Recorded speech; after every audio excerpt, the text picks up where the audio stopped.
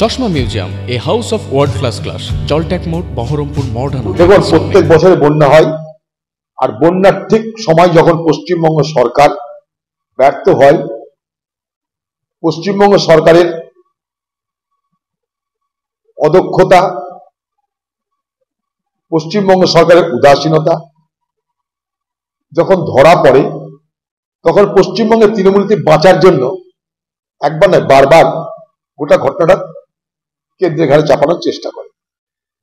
এটা বরাবরই তাই। এটাই পশ্চিমবঙ্গের মুখ্যমন্ত্রী। তদন্ত তিনি বললেন আমি নিজে করব, আমার রাজ্যে ঘটনা আমি তদন্ত করব। এখন যা বুঝার সিবিআই বুঝে নেয়। ঠিক একইভাবে বন্যা, এই বন্যা তো রাজ্যের বিষয়। আমার রাজ্যে বন্যা প্রতিরোধে আমি কি ব্যবস্থা করেছি তার কি কোনো কৈফিয়ত দেবার প্রয়োজন আছে? বলুন তো। সেচ দপ্তরে, সেচ বিভাগে পশ্চিমবঙ্গ সরকার কত টাকা খরচ করেছে বন্যা নিয়ন্ত্রণের জন্য, আমাদের কাছে হিসাবটা দিই। ভাঙন নিয়ন্ত্রণের জন্য পশ্চিমবঙ্গ সরকার সেচ দপ্তরের মাধ্যমে কত টাকা খরচ করেছে আমাদের কাছে হিসাবটা দিই। বন্যা আসবে, ম্যানমেড বন্যার গল্প শোনা হবে। আমি বলছি এটা ওম্যানমেড, কারণ বন্যা তো আসবেই পশ্চিমবঙ্গে। পশ্চিমবঙ্গের ভাগ্যে নির্ধারিত আছে উপরের জল নিচে আসবে, বন্যা আমাদের হবেই হবে। We are destined to face the onslaught of flood and fury. এটা আমাদের হতেই হবে, কারণ নিচের রাজ্য আমরা। পাহাড়ে জল হলে সমতলে পড়ে, পশ্চিমবঙ্গের নিচে, ফলে উপরে জল হলে নিচে আসবে।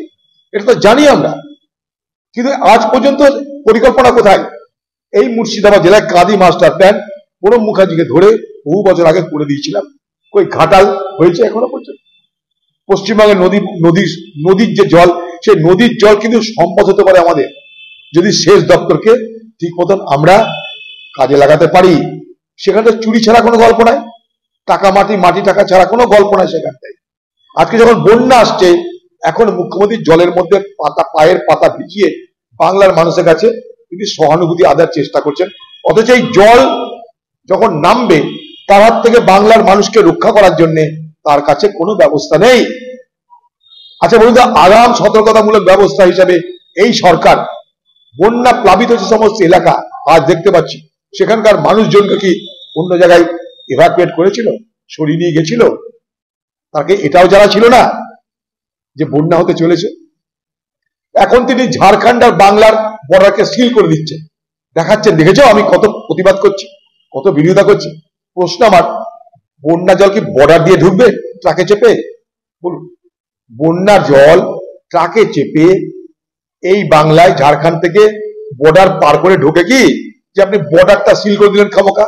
এই বর্ডার সিল করলেন কিসের জন্য তা আমাদের জানা নাই।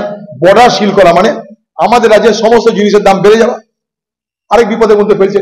কিন্তু আপনি দেখাবেন না না, কেন্দ্রের বিরুদ্ধে আমি জিহাদ করেছি তাই বর্ডার সিল করে দিলাম, যেন সমস্ত বন্যার জল বর্ডার পার হয়ে ট্রাকে চেপে বাংলায় ঢুকছে। হাস্যস্কর। আর প্রত্যেক বছর মধ্যে এবারও ডিবিসি জল ছেড়ে দিয়েছে। ডিবিসি যে রেগুলেটরি কমিটি বোর্ড আছে, তুমিও মেম্বার, আগে বলেছে কথা, আমরা অনেক আগে বলেছি।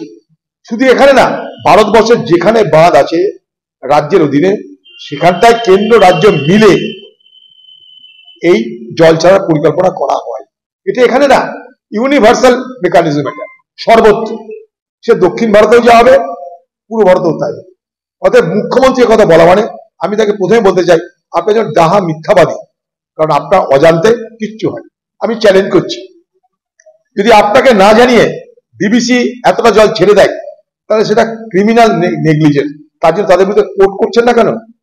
আপনি আরজিকর কাণ্ডের অপরাধীকে বাঁচানোর জন্য সুপ্রিম কোর্ট যাচ্ছেন, কপিল সিবালকে নিয়োগ করছেন কোটি কোটি টাকা খরচা করে।